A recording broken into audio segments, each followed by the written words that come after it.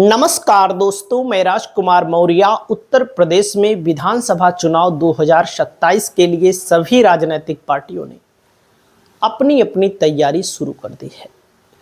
इस वीडियो में आप सभी साथियों को बताने जा रहे हैं कि उत्तर प्रदेश विधानसभा चुनाव 2027 किस महीने में होगा।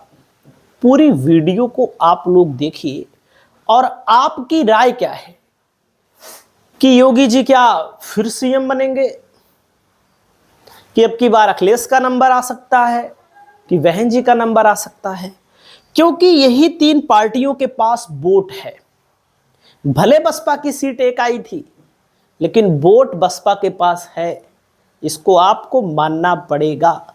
बाकी लोकसभा के चुनाव के नतीजों को अगर आप देखेंगे तो आमने सामने का मुकाबला समाजवादी पार्टी और भारतीय जनता पार्टी में हुआ था। और मैं आप सभी साथियों को बताना चाहूंगा, एक एक सीटों को जीतने के लिए सभी राजनीतिक पार्टियों को संघर्ष करना पड़ेगा। आसानी से चुनाव कोई नहीं जीतेगा, एक एक सीट पर लड़ाई होगी, आप देखिएगा। तो चुनाव कब होगा? चुनाव के लिए मैं आपको बता दूं, इस समय जनगणना भी शुरू हो चुकी है। और जब भी चुनाव होता है तो पिछले चुनाव को ध्यान में रखा जाता है। पिछले चुनाव को ध्यान में रखने का मतलब है कि जैसे 2022 में 7 फेज में चुनाव हुआ, और आप सभी साथियों को मैं बताना चाहता हूं कि 7 फेज का जो चुनाव है, अब जो चुनाव हो रहे हैं कम फेज किए जा रहे हैं, कम चरण में संपन्न कराए जा रहे हैं। इसके पीछे विपक्ष लगातार आरोप लगाता है कि बीजेपी का चुनाव आयोग से मिली भगत होना, और बीजेपी इस बात का फायदा भी उठाती है। और बीजेपी बिहार में देखा 3 चरण में इसके पहले हुआ था। हरियाणा के चुनाव को देखिए, महाराष्ट्र के चुनाव को देखिए, हरियाणा महाराष्ट्र का चुनाव एक साथ होता था। लेकिन बीजेपी के ऊपर ये आरोप लगता है, कितना सच है कितना झूठ है आप बताइए। आपके सामने चार्ट दिख रहा है, इस चार्ट में देखो, पहले चरण में 58 सीट, दूसरे चरण में 55 सीट, तीसरे चरण में 59 सीट, चौथे चरण में 60 सीट, पांचवें चरण में 60 सीट, छठे चरण में 57 सीट और सातवें चरण में 54 सीट के लिए चुनाव पिछली बार हुआ था।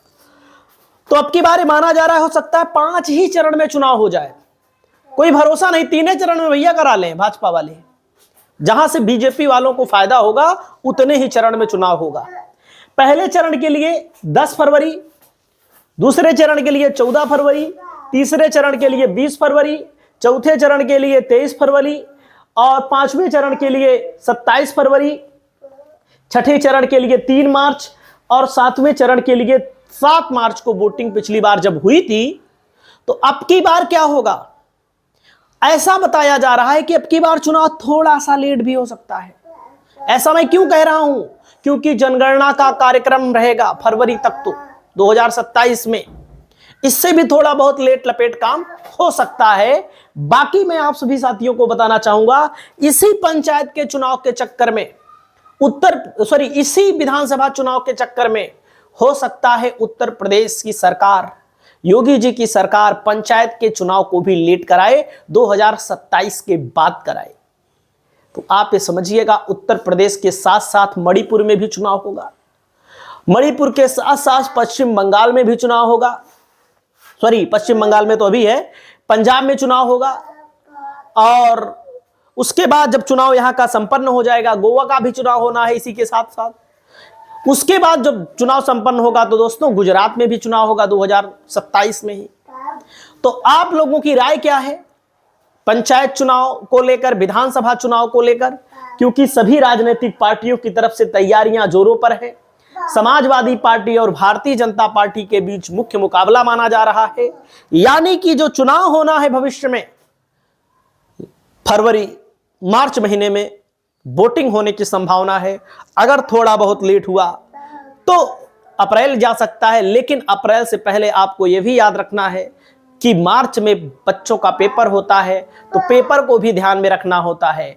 इस वीडियो के माध्यम से इतना ही। नमस्कार, जय हिंद, जय भारत।